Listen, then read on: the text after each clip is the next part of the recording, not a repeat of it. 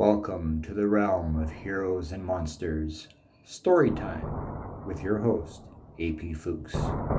Stories of intrigue, stories of horror, stories of superheroics, stories of monsters. Get ready, the thrill ride begins.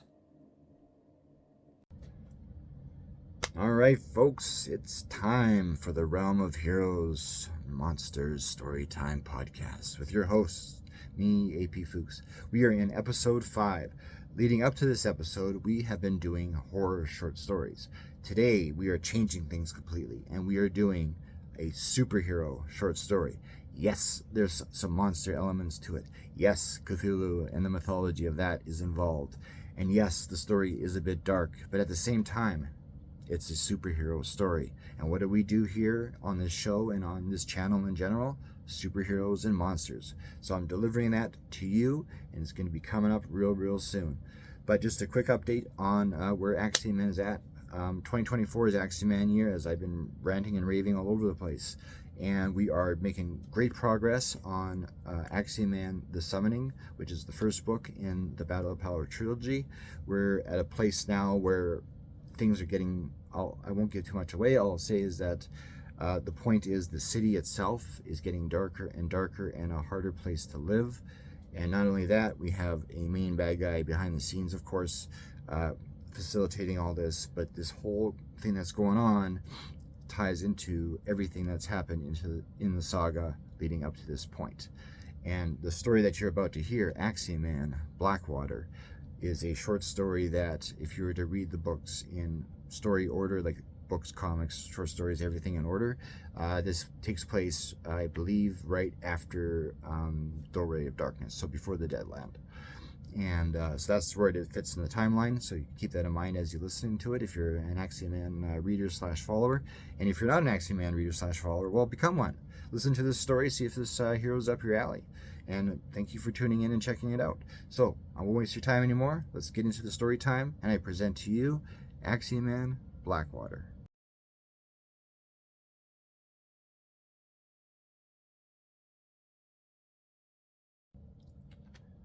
Axiom-man Blackwater 1. The beach was where it all went down, the online news article said, and Axiom-man saw as much when he touched down on Daytona Beach at 2 a.m. He walked along the shore.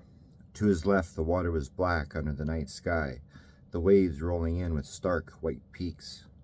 From what he can gather, both from the aerial view and from where he now stood, the whole beach area was taped off, the cops patrolling it in borders so no onlookers could make their way down and disturb the crime scene. If a crime scene was what it was, anyway. With only the light of the moon and the stars to aid him, Axiom-man still had to strain his eyes to see. When he had landed, the sand was clear, a long and wide path of smooth gray, an empty highway along the water. But after several paces, what was up ahead became abundantly clear, and the smell of rotting fish greeted him like the thick air wafting from an open bathroom door after a fat man had used the john. His palm snapped to his mouth to keep from gagging, and the further down the beach he walked, the smell grew so strong his eyes began to water. Through blurry vision, he glanced to the right, verifying the police and whoever else was there hadn't seen him. The most he could make out were a couple of cop cars and a handful of officers standing about, their vehicles and their bodies mere silhouettes from this far away. Keep it quiet and no sudden movements, and you should be all right, he thought. He wanted to conduct his investigation with zero interference, if it was possible. Past experience taught him that cops and capes didn't always complement each other. Besides, he had crossed the border without checking in. He wasn't sure if he was supposed to or not. This was his first attempt at providing superpowered help internationally, or if his abilities gave him special license not to. He still felt bad about it. The sand was covered in black. Somethings. They looked like branches and twigs, as if a horde of trees had been poised upside down and shaken out like pepper shakers. But they weren't branches, he knew, not according to the article. They were fish. Dead ones.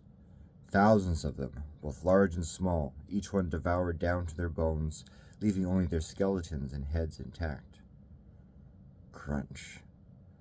In the dead silence, the sound was like a series of firecrackers going off in rapid succession. The authoritative shadows of law enforcement officers over to the right still faced each other, seeming not to have heard or cared. Only one glanced over, then turned back to his comrades. Another brought a cup of something to his lips. Probably coffee. Letting go a sigh of relief, Axiom-man floated a few inches off the sand. He crouched down so as to stay low and not draw any attention to himself, the effort from maintaining such a position more than it should have been, his body tired after a 39-hour flight. He had only one rest in between, a brief nap out in a field on the way over. If only he could have afforded a plane ticket, he could have come at this fresh. Sure, he could have come here on his own steam and rested up at a hotel, but that was out of the question because as it stood, even the price for a room would have been over his budget. Florida was a long ways from Winnipeg, but he had to see for himself, had to come and see if he could help. Since vowing to be more alert and to the local and international news, he made an effort to check the online news feeds every day, and if a situation seemed unusual or large in scale, he'd make every effort to try and lend a hand. Bringing hope was the task he had been charged with by the messenger, the one who gave him his powers, after all. And hope was never brought on by sitting on the sidelines. He hovered and drifted across the sand, surveying the blanket of dead fish that had mysteriously washed up on the shore. Each one had glanced at, returned his gaze with a tiny black-eyed stare, each small eye seeming to plead with him for help. We expected to die someday, their dark eyes conveyed, but not like this. Axiom-man just wished he knew what the "not like this" was. According to the article, early morning beachgoers had come to lay down their towels and go for a dip just like any other day, but instead were greeted by row upon row of lifeless fish, as if the ocean had thrown up on the land, tired of harboring its dead sea life for so long. And the dead bodies. The report stated that, at first, they hadn't been noticeable, but when a little girl asked her father about the gray man lying on the beach amidst the fish, that's when the madness started and folks gave in to panic and fear. The cops were called. The lifeguards, who were just getting in, had ran down to the sandy graveyard to survey the corpse, and the media circus began. It turned out the gray man wasn't the only fellow laying among the fish. He was one of 41, and, upon further investigation, one of the 41 who didn't come home to their families the night before after wanting to go for a midnight swim despite beach hours being over. Though all the bodies were intact, they were empty, just sacks of skin and bone, all the fat, muscles, and organs having been sucked out. As to where they'd been sucked out from, the only guess at the time the article was released was through the mouth, given the amount of blood caked around the lips and the little bit of tissue that had gathered along the insides of the cheeks and on the tongues. Now, on the beach, Axiom-man wondered if he'd come across any more bodies or if all of them had been found and carted away. But here and there, amidst the sea of fish, were blank spots in the sand, roughly 5 or 6 feet long. Enough room for a body. "What happened here?" he whispered quietly. After having floated along the lengthy shoreline, he touched down on the other side where the sand was clear again. The cops were far in the distance. There'd be no way they'd see him in the dark. Hand still over his mouth, Axiom-man walked the width of the beach. The blanket of the fish ran a good 20 or so feet from the shoreline. Unreal, he thought. The waves rolled in. He turned his gaze towards them, hoping the rhythmic whooshing would help him collect his thoughts and figure out his next move. The waves seemed about 3 feet high, and if this was another time, he'd love to run into them, try and swim over them, and cool down from a hot, muggy air and long flight. He'd never seen the ocean before, only in pictures. It was too bad his first time had to be like this. The waves continued to make their way in. 3 feet high, sometimes 4, sometimes 2. Then a larger one came. It grew from the water like a bubble made of molasses. It rose higher and higher, and each time Axiom-man expected it to peak and turn white at its top, it never did. Shouting echoed down the beach. The cops must have seen it too. The rumbling of the water grew louder as the behemoth of a wave, now at least 20 feet high, came into the shore. It rose even more, and more still, the massive bubble coming straight from the beach. It didn't let up. and only when the gigantic wall of dark water hit the shoreline did it finally curl in on itself and pour over in a fantastic deluge of salty power. Axiom-man turned to fly away, but he wasn't fast enough. His body about 10 feet from the ground, the water came crashing down on his back, sending him plummeting into the murky depths, slamming him down onto the sand. The sound of the water bearing down swarmed over him, and his ears jumped at the sudden onslaught of noise. He pushed against the sand with all he had, anything to get himself up and out of the dark. But even with his great strength, he could only push up so far before his hands dug into the wet sandy bottom and sunk in. Water plowed into his back, soaking his body through his uniform. Then what felt like a hail of stones spat on him like bullets from a scattered gun. He grunted from each blow beneath the water, wondering what was repeatedly striking his back so hard he was able to feel it through the thick fabric of his cape. The sound of the water crashing down began to settle, and he was torn backward from the sand as the water quickly receded. The force of the rushing water dragged him along the sand. Eyes closed, he winced every time his face and body scraped against something sharp and bony. Seashells? The water sucked him back and pulled him off his stomach until it flipped him over and he was yanked backward onto his shoulder blades. Water rushed over him, and his lungs ached for air. He tried sitting up, but the force of the rushing wave pinned him. The momentum of the water pouring over him finally slowed, and he was able to move a little. He kicked on his flight and managed to pull up from the water and break through its surface. He spiraled into the sky, wanting to get as far away from there as possible. But he couldn't. He had come to do a job, and he was going to see it through. Hovering high above the beach, he watched as the water covering the entire beach finally receded, and, now, even with the black water gone, the sand was still dark, covered anew with fish heads and bones, and more bodies. Axiom-man flew down and nearly threw up from the smell. The cops off in the distance were on their radios, calling in the event. Still careful to keep his distance from them, he flew to the end of the beach and was about to touch down when something caught his eye. A faint, green glow came from somewhere beneath the fish, its light partly breaking through the gaps between the bones and fish heads. He flew over to it, hovered above it for a second, before landing and moving some of the fish away with his hand. An old and sea-worn black box greeted him. Atop the lid was a glowing, punky green circle with a jagged swirl running through it, and though he knew better, this box somehow felt alive.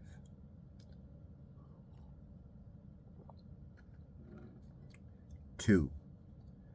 The black box shook in Axiom-man's hand, a little at first before its quaking gave way to full-force convulsion, its sudden movement making him toss it to the carpet of dead fish. He hopped a step back, hands at the ready in case the box decided to jump at him and attack. The glowing circle with the sickly green swirl remained facing the sky as the box ride side to side, front and back, like an eye peering up at the stars, as if making sure the moon watched its every move. Heart beating quickly, Axiom-man took another step back, just in case. He never encountered an inanimate object before, moving on its own. The box shook, hopped, jumped, did a dance, and the green circle illuminated, the grotesque green suddenly turning to bright neon, as if someone was shining a floodlight from the other side. The light poured forth, shooting upward, casting a bright green circle against the sky like some sort of symbol. If this hadn't been so wrong, so out of the ordinary, Axiom-man would have called the bright green circle with the jagged swirl in the sky beautiful. Bampark!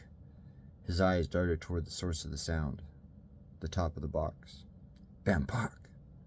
The lid shot off, and the illuminated green mist streamed out of the cube like exhaust out of one of the top of an old steam engine.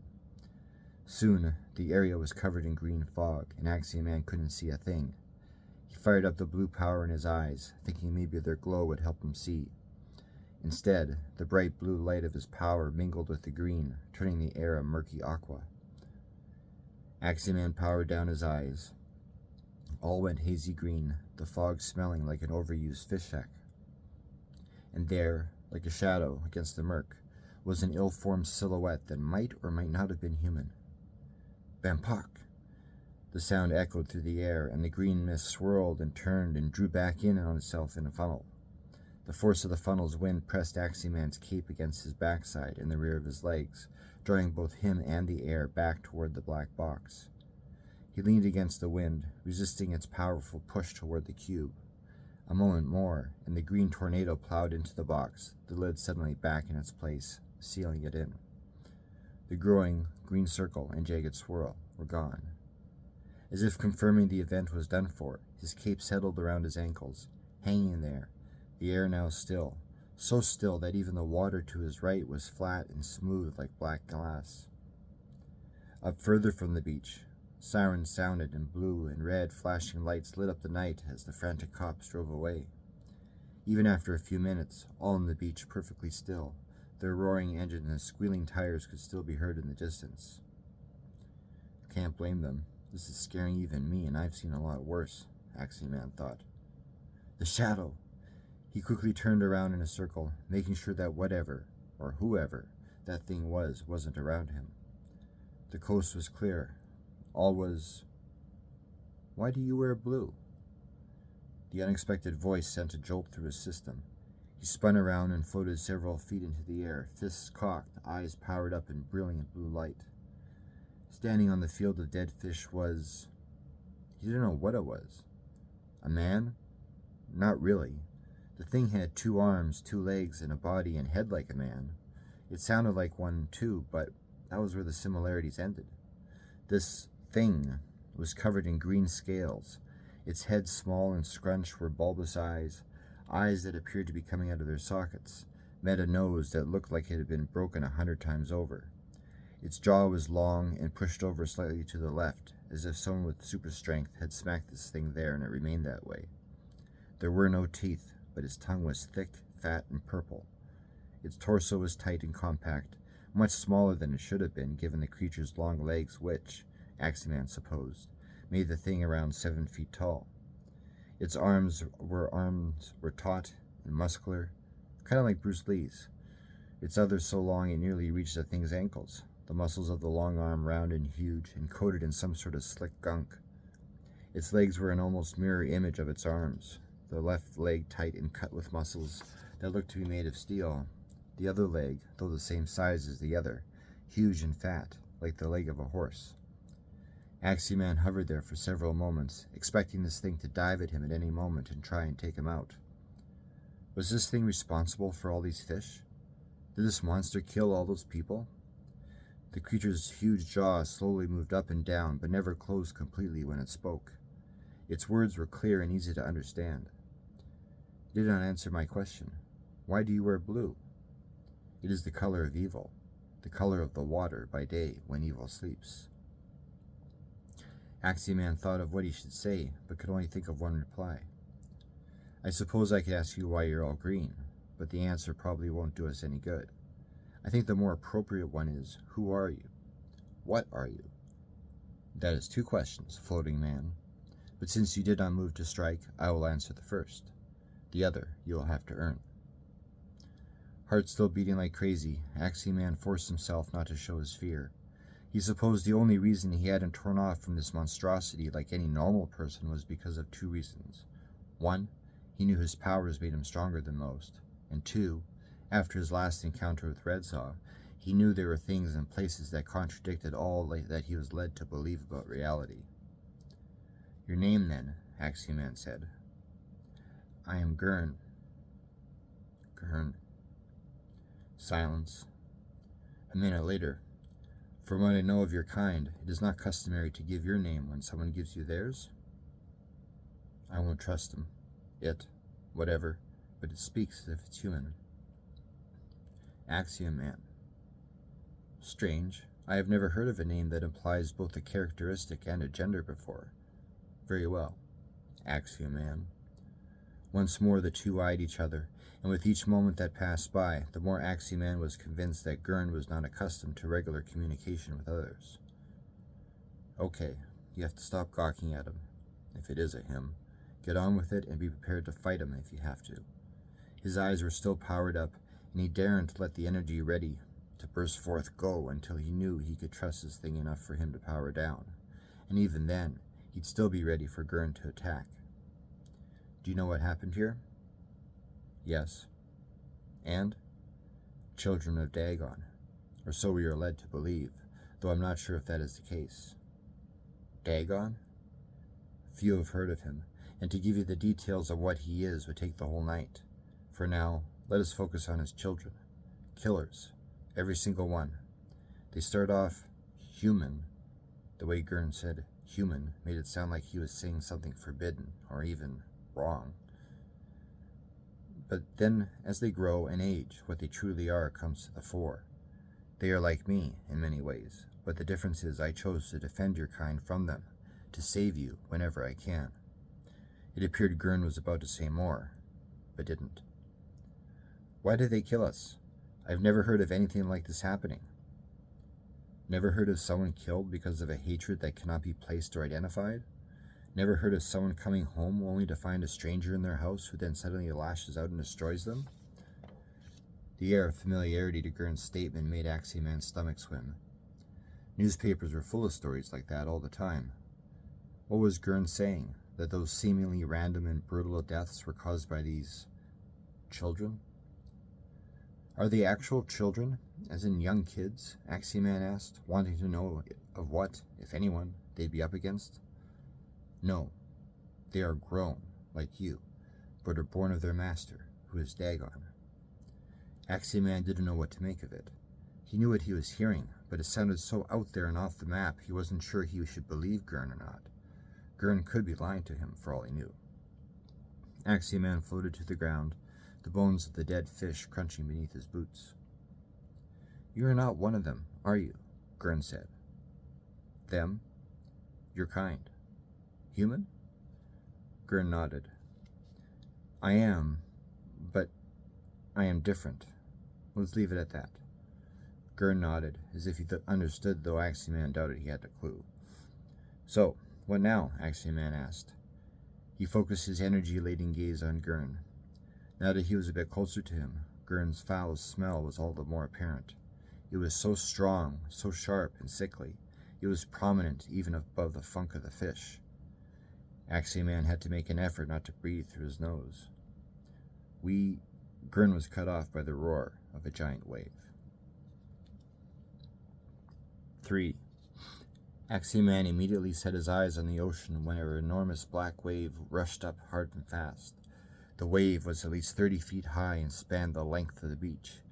It appeared something was underneath it, but whatever was rising had somehow managed to keep the water above it, covering it in liquid black, concealing its monstrous form from view. Gurn, what is that?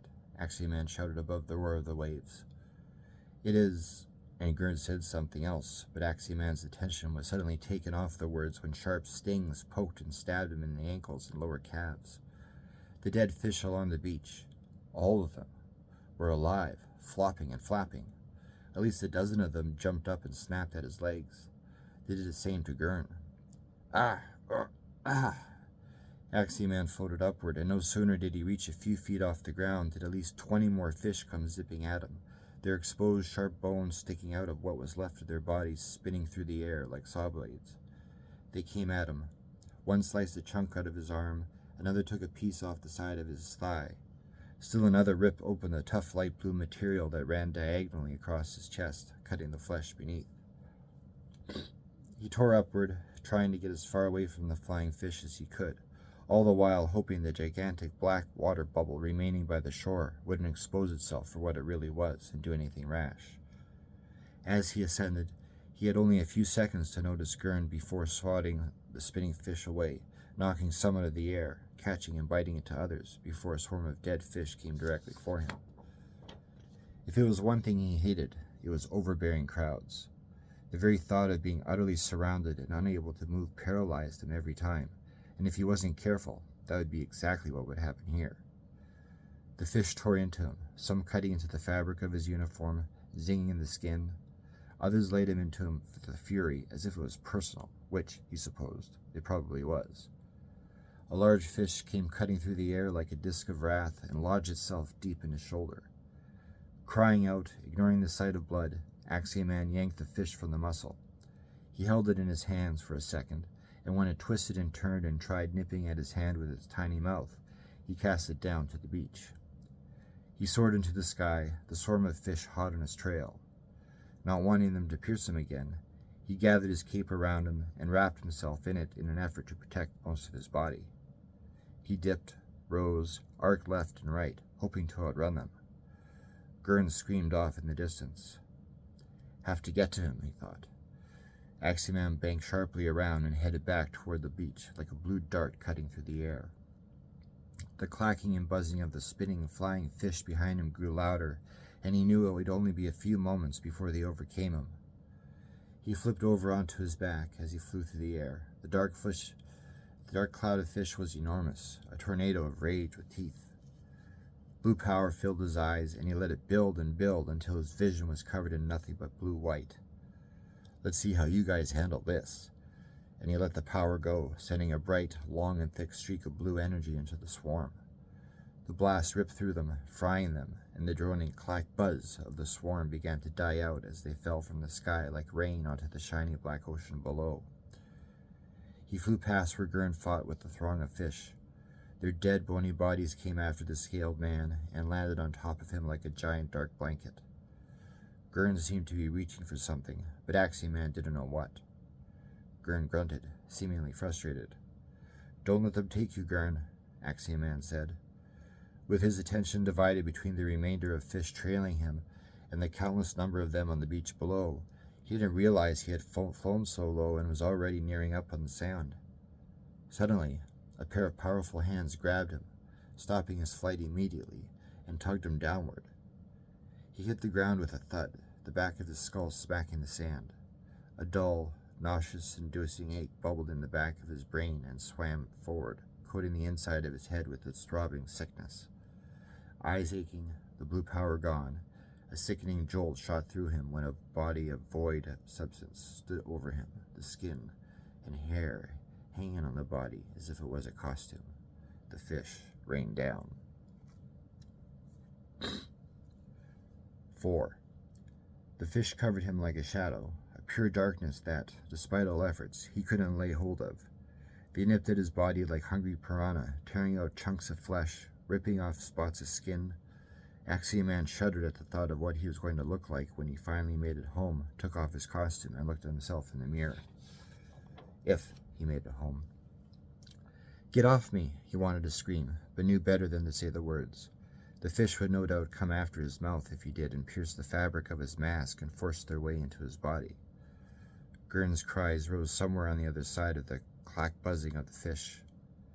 Have to get to him. Don't know if he's good or evil, but if these things are attacking him, chances are he's on my side. Axiom-man lashed out wildly with his arms and fists in all directions, heaping blow upon blow against the fish, knocking away as many as he could. The heavy load of dead sea creatures weighing upon him lightened a little. He turned on his flight and flew in the direction of what he thought was up, though beneath these biting demons he wasn't 100% sure. Breaking free from the scaly, tooth-laden onslaught of the dead, he powered up his eyes and used the blue energy beams to clean off as many from him as he could and zap the many more that came after him once he was in the air. Below, Gurn was on his knees, swatting at the fish. A few he snatched out of the air and ripped in half as if they were paper. His enormous fists from his gigantic arm crashed down repeatedly around him in a circle, squashing the foul creatures before they had a chance to leap off the sand and bite him. 6 humanoid sacks of skin rose from beneath the blanket of fish and surrounded Gurn in a semicircle.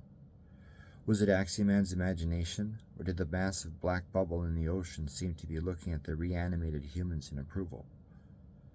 I thought the authorities got rid of the dead, he thought.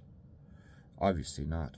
Their remains must have been so buried beneath the fish that they weren't recovered, or the ocean could have washed them up during that big wave. Fish bit at his heels. Thankfully, the soles of his boots were thick enough that the only damage done was bits of torn rubber. I'm coming, Axiom-man shouted above the clacking drone. Discs of dead fish and bones spun at him. He darted around them, veered around others. Hold up your hands! Gurn's arms shot upward, and Axiom-man swooped down over him and winced when Gurn's strong grip clamped onto his wrists and forearms. He pulled his bizarre friend from the mound of the fish, and the two left the beach below. Thank you, my friend, Gurn said, his words labored. Though Axiom-man didn't know him all that well, he thought Gurn sounded weaker, somehow, and not as confident than when he first introduced himself. No problem. What were those things? I mean, why were they alive? Dagon. His power knows no bounds. So far as I'm aware, that is. The bulge of water along the shore roared and doubled its size in a span of a second, and in the span of another second sent a mammoth wall of water in front of Axiom-man and Gurn, cutting off their flight path. Axiom-man slammed to a halt just before they hit, and no sooner was he able to contemplate what happened did a blast of black water shoot from the wall and send the two hurtling back to the beach below into the waiting arms of the dead. The ground and hungry fish swept up to meet him. Axiom-man yanked on Gurn's arms, tossing the scaled man up so his back was flush with Axiom-man's chest, then, giving the fellow a bear hug, turned on his flight and was able to slow them down enough so they skidded along the coarse, fish-laden ground. The two rolled along the shore, each thudding tumble atop the fish bones sharp and hard as the bones poked into Axiom-man's skin and muscles. The dead humanoid sacks of skin rallied together and came toward them. The fish hopped and dove in wild arcs around the skins, but didn't attack Axiom-man or Gurn. "What's him?" Axiom-man said. "The honor of our demise has been passed, or so it seems. When I came through the portal, I expected to be fighting Dagon's children. Instead, it appears the tasks of our deaths have been passed on to the remains of what his children left behind." The skins drew closer, their forms void of life and substance, their faces like rubber Halloween masks with empty eye sockets. "How do we stop them?" Axiom-man asked, 1 foot forward, 1 back, fists at the ready. "By any means necessary. Use whatever you have at your disposal. I will use what I have. Which is..." Before Gurn could answer, the skins stopped their stride and, as one, reached toward them, elongating their bodies, stretching themselves like elastics. Dead skin wrapped around Axiom-man's and Gurn's bodies like rubbery rope, binding them each across the arms and chests. Another round of skins snapped around their thighs like a whip, forcing their legs together. The black, smooth-as-ice mound of water along the shore looked on approvingly. Axiom-man had never fought alongside someone before, and was having a hard time dividing his attention between their safety and the danger at hand. "Gurn's a warrior. He can take care of himself. You need to do what you can, otherwise you'll both wind up dead." He clenched his jaw beneath his mask, furrowed his brow, and fought against the skin entangling him. With each bow of his arms outward, the skin tightened its grip and forced his arms back in, constricting him even tighter. Same with his legs. Glancing over to Gurn, his eyes widened when he saw the scaled man had somehow elongated his neck so his head and neck were bent over his chest in an awkward arch. Gurn chewed on the skin, sharp teeth that Axiom-man didn't know he had, ripping into the skin in an attempt to set himself free. Firing up his eyes, Axiom-man blasted at the skin tied around him as the dead drew him near. The blue energy cut in through the skin without issue, and his arms were free. He zapped the binds around his legs and was quickly free of those as well. Turning around, about to free Gurn, Axiom-man suddenly couldn't see when a band of skin wrapped around his head like a scarf. He blasted clear through it, spun on his heels, and punched at the skin behind him. His fists plowed into it, but bounced right back as if punching a trampoline. "There's only one way to do this, then." "No problem." He powered up his eyes and blasted the skins coming from them, the beams cutting the heads off of many. Others rose from the sea of dead fish and leaped toward him. These he fried while they were in midair, shredding them to ribbons. Behind him, Gurn let out a garbled slur of words and, off a ways down the beach, the black box that had delivered the scaled man onto the beach long before floated into the air. The box spun in one place, then sped toward Gurn, who reached for it with the larger of his hands. The second the box made contact with his palm, the green circle with the jagged swirl lit up and bathed the area in bright green mist. The wind picked up, and the dead fish and sand rose into the air, spinning and tumbling like a tornado. The fish, seemingly no longer caring about letting the honor of the two humanoids being the skins, refocused their attack and bit at Axiom-man as they blew past. Each time one more tore a chunk of flesh away, Axiom-man's hand snapped to that area. He didn't need to look at his palm to know it was covered in blood. He wanted to call out to Gurn to understand what his comrade was doing, but the roar of the wind and the dark and sharp clack buzzing of the fish was too loud for him to even hear his own thoughts. A gust of wind came from the side, picked him up, spun him around, then pushed him toward where, far away, the green mist along with the fish and the skins were being sucked into the black box in a giant green funnel. Axiom-man sped toward the eye of the bizarre storm, unable to fight against the wind pushing him from behind. 5. Water swirled and bubbled around Axiom-man, and his first thought was that he'd been dropped into the steep end of a pool. Nothing but black water greeted his eyes, and the moment the salty water touched the gelatin orbs, his eyeballs stung. He squeezed his eyes shut, and only now felt the ice deep permeating the fabric of his uniform, soaking through the skin beneath. Salt water made his tongue recoil to the roof of his mouth. Shivering, he reached up and flew toward what he thought was a surface. Up and up he rose.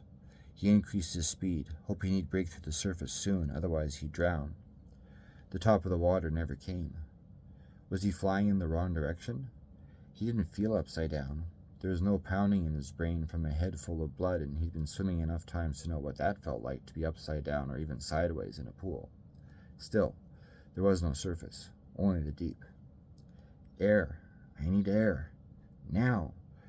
There was some in his lungs. They were maybe half full. From what he knew about the body's need for oxygen, a person could only hold their breath for about 3 minutes tops, otherwise they'd pass out. And despite all the endurance gained from the many months of crime fighting, he wasn't sure he'd last the full 3 minutes, especially on only half-filled lungs.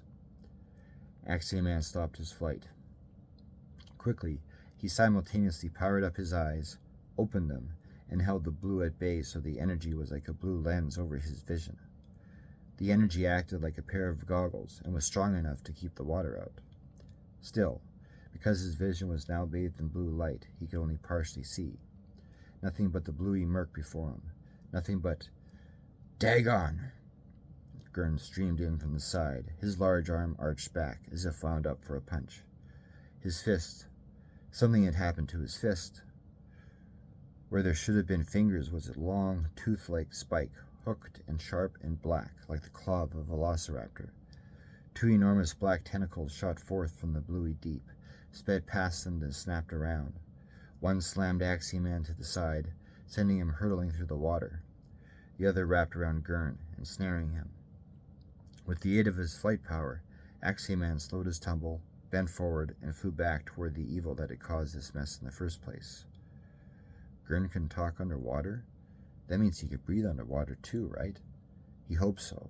Perhaps then, somehow, Gurn could provide him with some air. But if Gurn was truly part fish, then he probably had gills and wouldn't be able to provide him air anyway. At first, all was bluey dark. Then, like a veil being parted, 10 black tentacles as large as flagpoles appeared. To his left, he thought he saw something bright and familiar, but from behind the blue energy over his eyes, he couldn't make out what it was.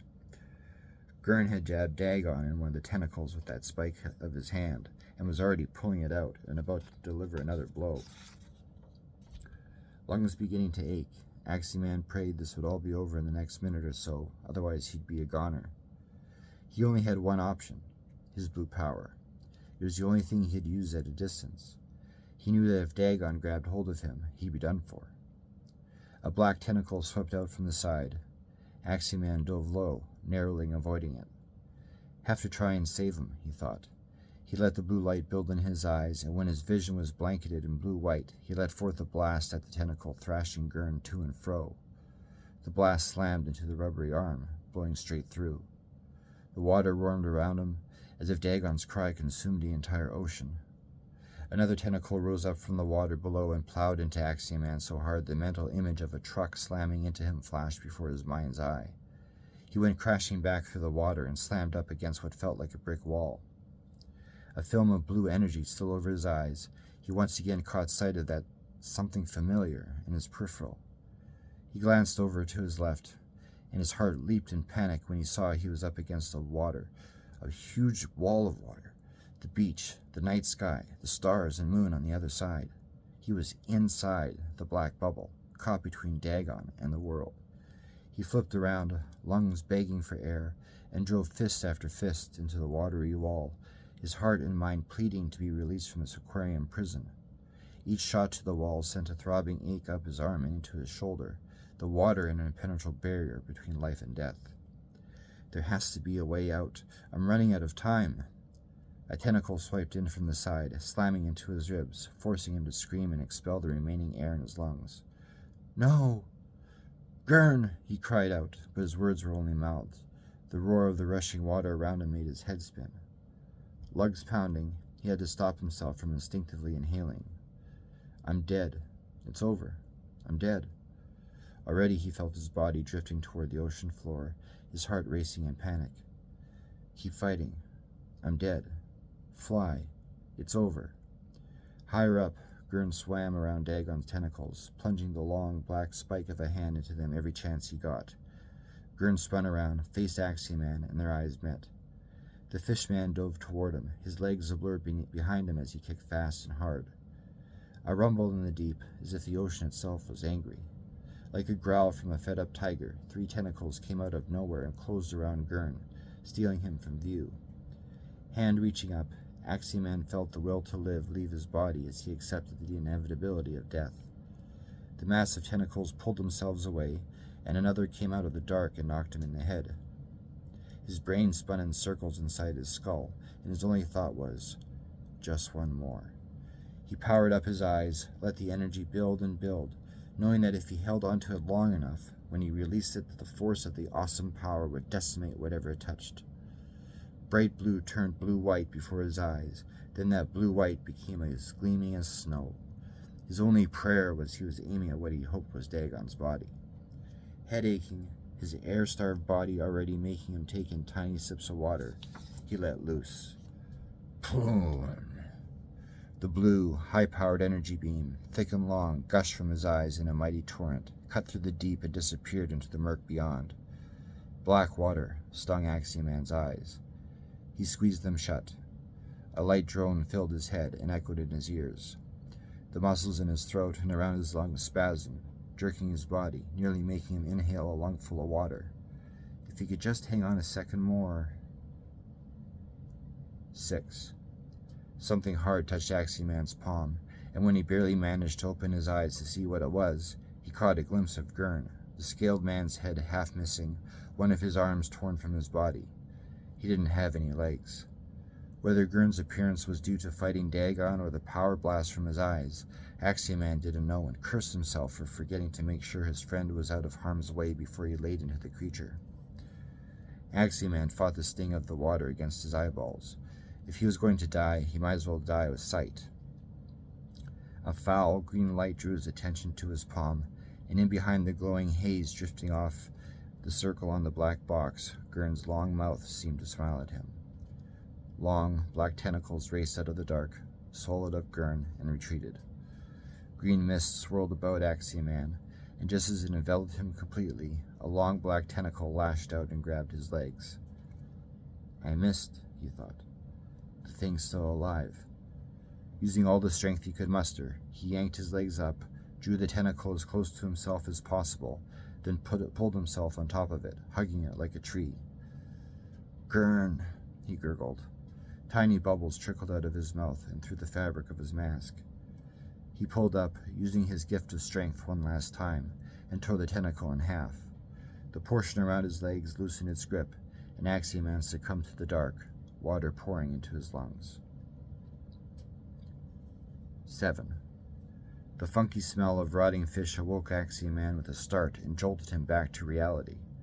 He lay face down on the beach, eye to eye with a large dead fish. He shot to his knees and inhaled a deep lungful of air, coughed and tore down his mask. He fell forward on his palms and threw up a stomachful of salty ocean water. He remained like that for a while, there, on all fours, nothing but the funk of the dead around him. Rocking back and forth, he waited for the wave of nausea to pass and for the stinging ache in his lungs to subside enough so he could stand. When it finally did, he stood, his rubbery legs giving way and sending him back down onto his knees. Facing the water, he was relieved it was flat, black, and smooth, with small white crested waves rolling into shore. The muggy night air slowly warmed him enough from the ocean's freeze that he was able to feel somewhat together. He stood, maintained his balance, and took a step toward the shoreline. He put his mask back in place. Cluck. His toe struck something hard. He reached down and picked up the black box, the very thing that saved his life but killed Gurn. Gurn had sacrificed himself to save him. Him, a stranger whom Gurn didn't know was either friend or foe. Gurn was a warrior, someone of honor. Axiom-man hefted the box, gripped it tight, and surveyed the ocean for any sign of his green-scaled friend. There was none. He floated into the sky. Looking down on the ocean, Gurn's words from earlier came back to him. That is 2 questions, floating man. But since you do not move to strike, I will answer the first. The other you will have to learn. He wasn't sure if he earned anything tonight, but he did discover what Gurn was. A hero. Axiom-man rose even higher and headed for home. As he soared through the air, the circle with the jagged swirl began to glow.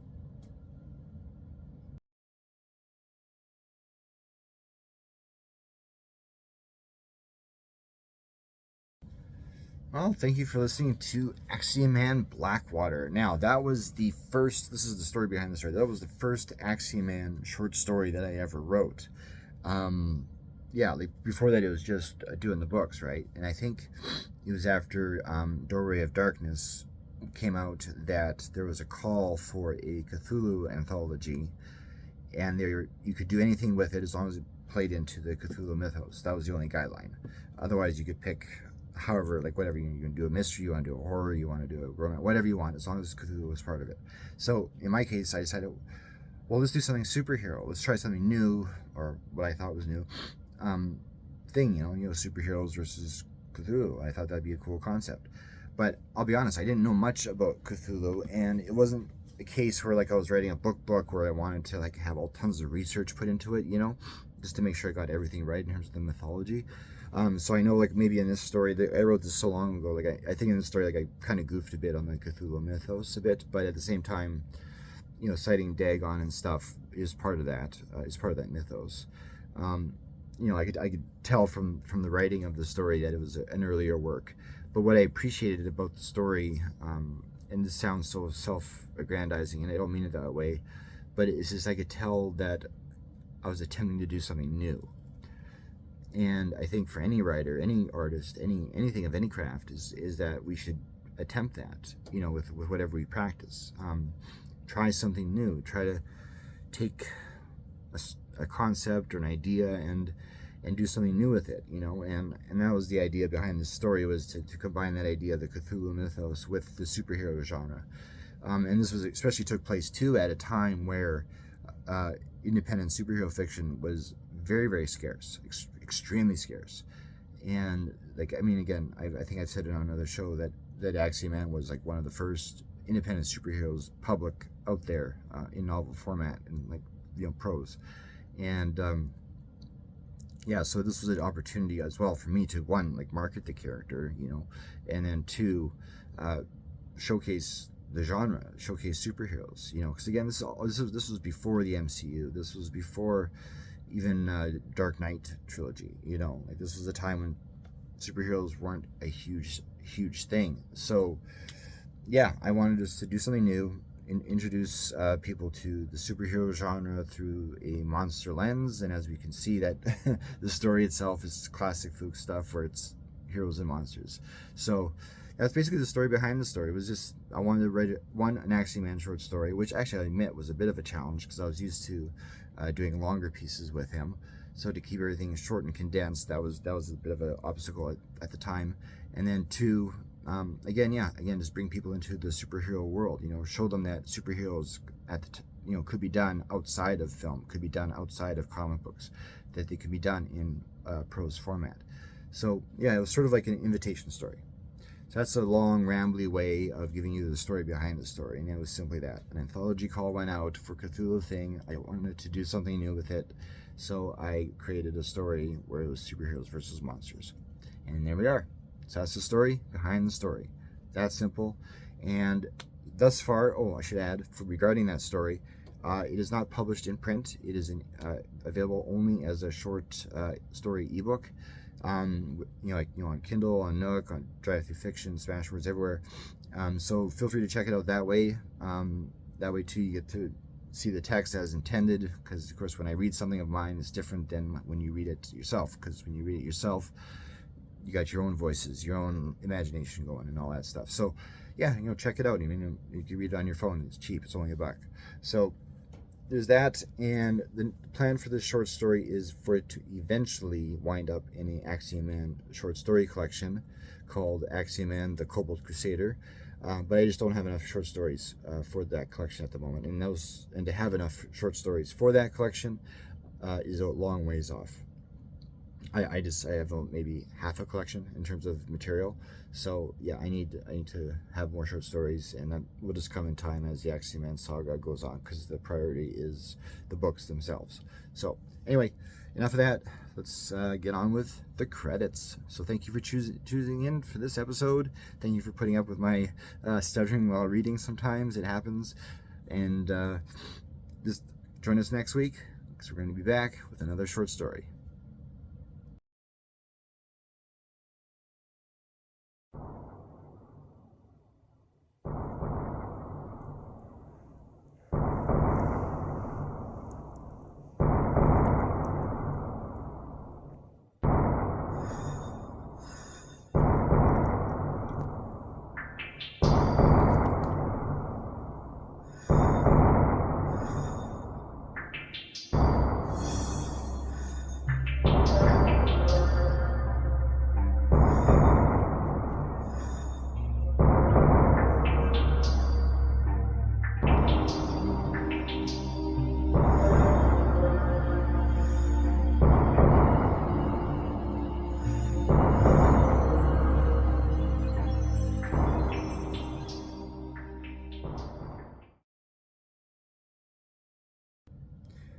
Here's our little tidbit after the show, and here's this.